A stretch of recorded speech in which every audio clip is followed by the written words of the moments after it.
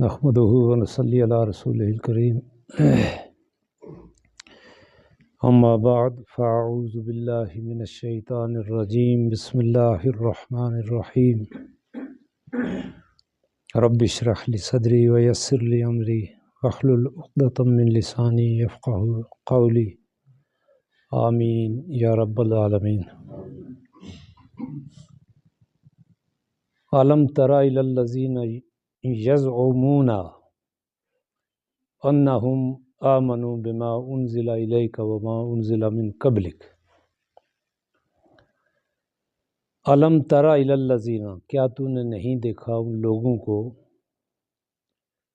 یزعمون، یعنی اس کو اگر غور کریں تو زعم سے ہے، خیال، گمان، دعویٰ کرنا، لیکن زعم چونکہ ہمیں پتہ ہے۔ الم تر الی الذین یزعمون، کیا تو نے ان لوگوں کو نہیں دیکھا جو دعویٰ کرتے ہیں، انہم آمنوا بما انزل الیک وما انزل من قبلک، کہ ہم اس پہ بھی ایمان لے آئے جو آپ پہ اترا اور اس پہ بھی ایمان لے آئے جو آپ سے پہلے اترا۔ یریدون، لیکن دوسری طرف ہے کیا کہ وہ یہ چاہتے ہیں،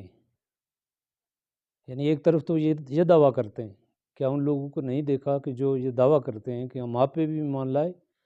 اور آپ سے قبل جو اترا اس پہ بھی ایمان لے آئے، لیکن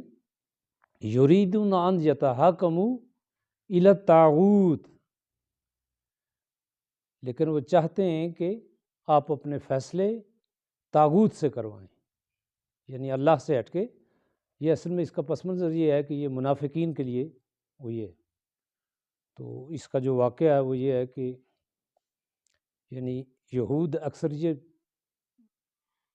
یعنی سمجھتے تھے کہ اگر ہم کوئی ایسا فیصلہ ہو کہ جو ہمارے حق میں ہونے کے چانسز ہوں، پھر تو وہ حضور صلی اللہ علیہ وسلم کے پاس بھی چلے جاتے تھے، لیکن اگر وہ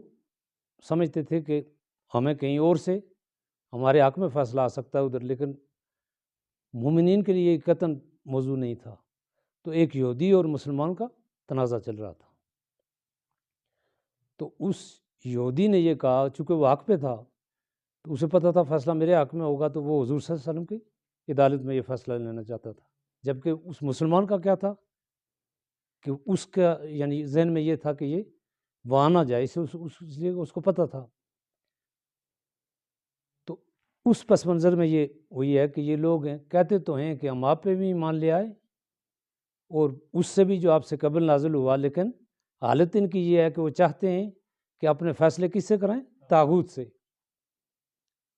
تو پھر یہ ہوا کہ وہ فیصلہ اس کے خلاف ہو گیا،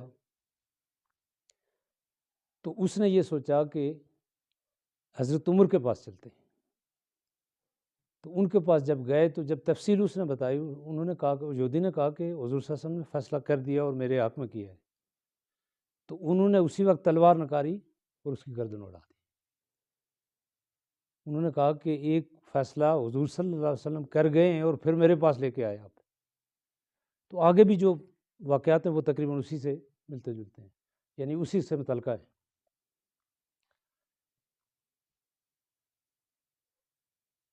الی الطاغوت وقد امروا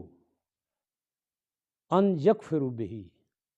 جبکہ ہم نے حکم یہ دیا تھا کہ اس سے انکار کریں، کس سے؟ طاغوت سے۔ یکفروا بہ یعنی اس طاغوت سے آپ انکار کریں، یعنی اس کا انکار کریں، اس کی بات نہ مانیں۔ وَيُرِيدُ الشیطان، اور شیطان یہ چاہتا ہے، ان یضلہم ضلالا بعیدا، کہ شیطان یہ چاہتا ہے کہ انہیں دور گمراہی میں پھینک دیا جائے، ضلالا بعیدا۔ وَإِذَا قِيلَ لَهُمْ، اور جب ان سے کہا جاتا ہے، تعالوا، آئیں، تعالوا الی ما انزل اللہ و الی الرسول، کہ آؤ اس کی طرف جو اللہ پہ نازل ہوا اور رسول کی طرف، الی الرسول، اور رسول کی طرف، رأیتا، تم انہیں دیکھو گے، رأیتا تم دیکھو گے، المنافقین، ان منافقین کو، یصدون یعنی جو رکتے ہیں، رک جاتے ہیں، ان کا یعنی جو آپ کی طرف نہیں جاتے، رک جاتے ہیں، صدودن یعنی وہ اس کا انکار بھی کرتے ہیں، یعنی آپ سے رک جاتے ہیں اور آپ سے دور چلے جاتے ہیں اور وہیں ٹھہر جاتے ہیں۔ یعنی جب انہیں یہ کہا جاتا ہے کہ اللہ کی طرف آؤ اور اس کے رسول کی طرف، تو اس وقت ان کا رویہ کیا ہوتا ہے منافقین کا، کہ آپ دیکھیں گے کہ وہ جب ایسی صورتحال آتی ہے تو وہ رک جاتے ہیں اس سے۔ فَكَيْفَ إِذَا أَصَابَتْهُم مُّصِيبَةٌ، اور کیا ہوگا یعنی یا کیا حالت ہوتی ہے، اذا جب اصابتہم ان پہ کوئی مصیبت آتی ہے، اصابتہم مصیبہ جب ان کو کوئی مصیبت آتی ہے، بما قدمت ایدیہم یعنی انہی کے کرتوتوں کی وجہ سے، انہی کے ہاتھوں کی وجہ سے جو انہوں نے کیا ہوتا ہے اس کی وجہ سے ان پہ مصیبت آتی ہے، ثم جاءوک اور پھر وہ آپ کے پاس آتے ہیں، ثم جاءوک پھر وہ آپ کے پاس آتے ہیں، یحلفون حلف سے ہے، قسمیں اٹھاتے ہوئے، یحلفون باللہ اللہ کی قسمیں اٹھاتے ہوئے، ان اردنا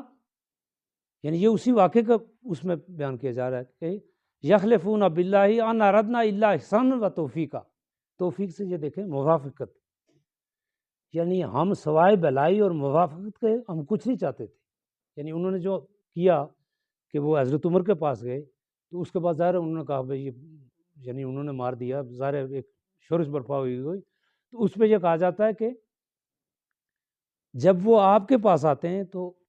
حلفن یہ کہتے ہیں کہ ہمارا ارادہ اردنا الا احسان و توفیقہ، کہ ہمارا ارادہ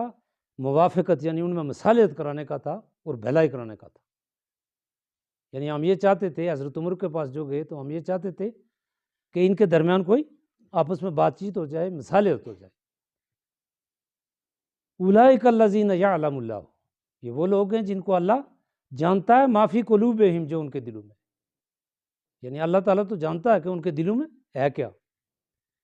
فَأَعْرِضْ عَنْهُمْ لہٰذا ان سے چشم پوشی کرو، اعرض اعراض،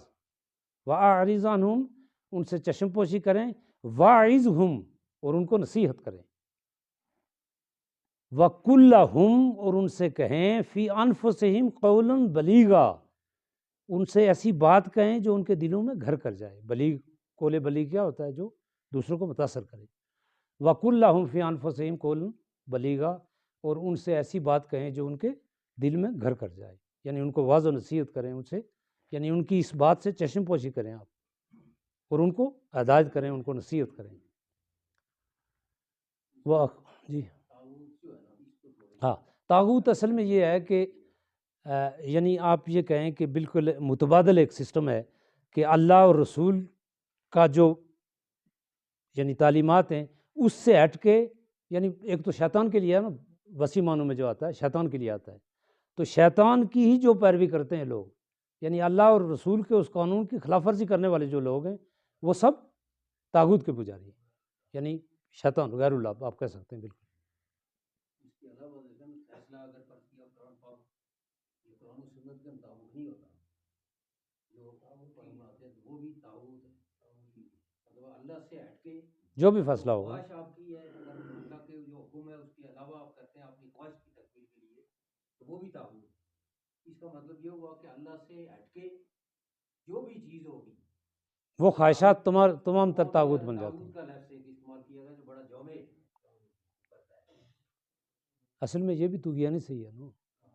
یعنی اسی طغہ سے ہے نا، یعنی نافرمانی کی حدیں کراس کر جائے گی، وہی ہے طاغوت نا، یعنی ایک اللہ کا نظام، اس کے یعنی اس رسول کی تعلیمات، اس سے ہٹ کے جو کرے گا، یعنی وہ جس صورت میں بھی کرے گا، خواہشات نفس کے پیروی کرے گا وہ بھی طاغوت کی ہے، جو بھی اس سے ہٹ کے جو فیصلہ ہوگا وہ طاغوت کے معنی میں۔ وآخر دعوانا ان الحمد للہ رب العالمین، اللہم صلی علی محمد وعلی آل محمد وبارک وسلم، ربنا آتنا فی الدنیا حسنۃ وفی الآخرۃ حسنۃ وقنا عذاب النار، ربنا لا تزغ قلوبنا بعد إذ هديتنا وهب لنا من لدنك رحمة إنك أنت الوهاب، يا حي يا قيوم برحمتك نستغيث، يا حي يا قيوم برحمتك نستغيث، رب ارحمهما كما ربياني صغيرا، رب ارحمهما كما ربياني صغيرا، ربنا تقبل منا إنك أنت السميع العليم وتب علينا إنك أنت التواب الرحيم وصلى الله تعالى على خير خلقه محمد وعلى آله وأصحابه أجمعين برحمتك يا